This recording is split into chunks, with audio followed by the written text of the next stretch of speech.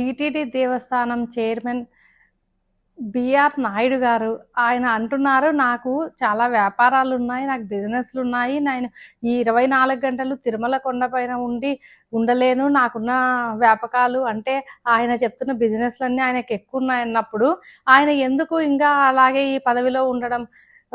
శ్రీవారి సేవ చేయడం ఇష్టం లేకుండా ఉన్న మనిషిని అక్కడ తిరుమలలో ఇంకా ఆయన టీటీడీ బోర్డు మెంబర్గా పెట్టడం ఈ కూటమి ప్రభుత్వానికి అవసరమా అని మేమంతా అడుగుతున్నాము. ఎందుకంటే బిఆర్ నాయుడు గారికి ఇందాకే చెప్పినట్టుగా వ్యాపకాలు ఎక్కువ.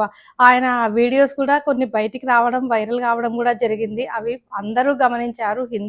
హిందూ మతాన్ని ఆరాధించే వాళ్ళు, అలాగే హిందూ సాంప్రదాయాన్ని పాటించే వాళ్ళందరికీ కూడా ఎంత వెగటు పుడుతుందంటే, ఒక తిరుమల కొండ పైన అంటే టీటీడీ దేవస్థానానికి సంబంధించిన చైర్మన్ పదవిలో ఉన్న ఒక పెద్ద మనిషి ఇలాంటి అంటే ఆయన వేరే మహిళలతో ఉన్న వీడియోలు కానీ బయటికి రావడం అంటే, ఇటువంటి బుద్ధులు ఉన్న వాళ్ళు ఎంతసేపు సనాతన సాంప్రదాయాన్ని పాటిస్తూ సనాతనంగా ఉండాలి.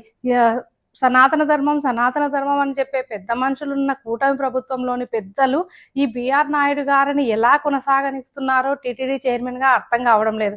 ఆయన కూడా ఆయననే చెప్తున్నాడు, నాకు అవసరం లేదు ఈ పదవి, నేను ఉండలేను, నేను చెయ్యలేను అని చెప్తున్న మనిషికి వీళ్ళు అలాగే పెట్టి ఆయన కొనసాగించడం అవసరమా?